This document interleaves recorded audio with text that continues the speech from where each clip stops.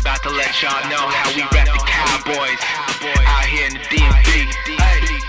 Hey, now how they do? Touchdown, DMV, touchdown. What up, Cowboys Nation? It's been a while. It's been a couple of years, man. Since I've done one of these draft breakdown videos, I'm very excited.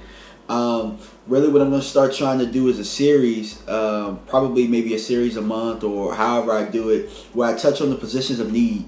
And what I'm going to start at right now is the wide receiver position. I know that there are a couple of needs that we need at the wide receiver position, so I created a criteria, and then I'm going to break down Calvin Ridley.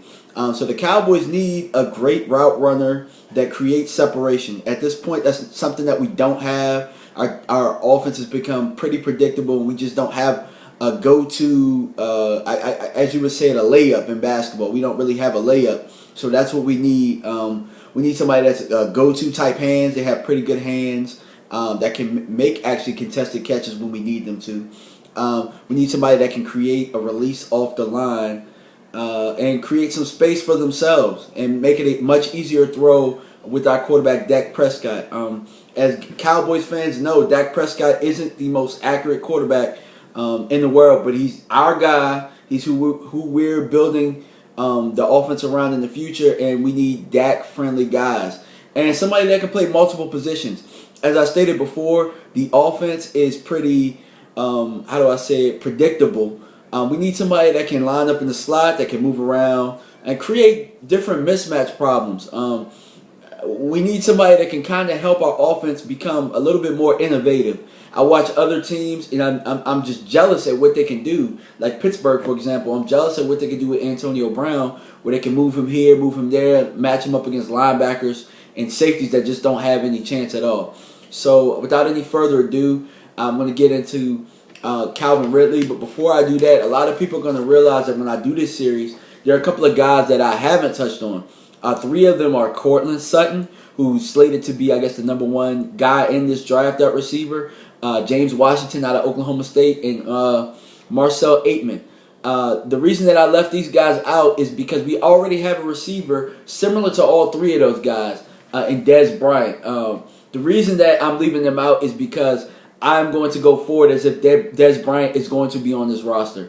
Until I see otherwise, we're just going to approach this as if we're just adding an asset on top of what Dez already is. Now, I know that a lot of fans like myself aren't necessarily happy with Dez Bryant, but we just have to act as if, I believe that the percentage is pretty low of a guy coming in from day one and just taking the reins. So if we can have a guy to come in and, be a second fiddle until he becomes number one, and then we cut Dez or do whatever we do down the line, then, that's what I'm looking at right now. So I touched on it. Calvin Ridley is our guy from Alabama, 6'1", 190 pounds. The guy that I think the guys that I believe that he compares to a lot are Ted Ginn and T.Y. Hilton. I believe that he's somewhat of a hybrid amongst those guys. Pros with him are, he has the Bama pedigree. Alabama, whether you believe it or not, they create wide receivers to be number ones. And Amari Cooper, and that guy Julio in Atlanta are the last couple of that they created. And I believe that Calvin Ridley is next. It's hard to get your hands on him at the line of scrimmage. The guy has a great release. He's really good at route running. I know that a lot of guys say that he's limited in his route running. He only runs 3-4 routes, but he runs those very well.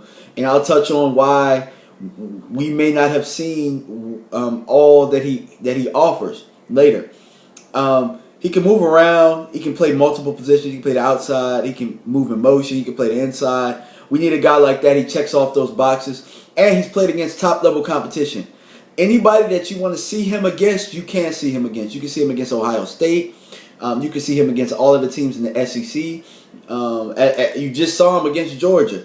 But some of the cons are that he has a very thin frame. He's listed at 190, but you know how this goes. He's probably really 180, 185, soaking wet. He gets tackled pretty easily. there are a couple of times that I was watching him in space that I thought he could have made a guy miss, and shoestring tackle, or just getting tackled in general. I don't see him breaking very many tackles. And he also played with a limited QB, so we don't know what his radius of the position really is. We don't know if he had a limited role, whereas I said he's running 3 or 4 routes. We don't know if he can run a 15-yard speed out, or if he can run an outside comeback, or we don't know if he can do those things. We didn't know that Julio could do those things. We didn't know that Amari could do those things because they weren't necessarily with quarterbacks that could bring that out of them. So that's one of the cons with him. And the last con is that his age. He's 23 years old right now. He just turned 23 on December 20th. He's going to be 24 next year at the end of the year. Some of his 40 times, like I said, this is pre-combine. His low was a 4.38, which is elite type speed. His high was a 4.58, which is so that makes his average around about a 4.8, which is something that we need. We need somebody that can kind of take the top off of the defense. As I said, he compares to Ted Ginn. Every time that I see him go off of the line, he just runs past guys. He has track type speed, and I'm curious to see what he runs at pro days, or if he runs in the combine or whatnot. But Calvin Ridley, if he's there in the first round and there's a couple of needs that aren't there, I say take him at number 19. I think that he can come right in and make an impact on our roster. But let me know what you guys think. Calvin Ridley, for me, I've been watching him for years. I've always thought he was a guy that we should get. So let me know what you guys think. I'm going to continue this with another receiver. I believe the next guy that I'm going to do is Anthony Miller out of Memphis. All right, guys. Thanks for tuning in. Peace.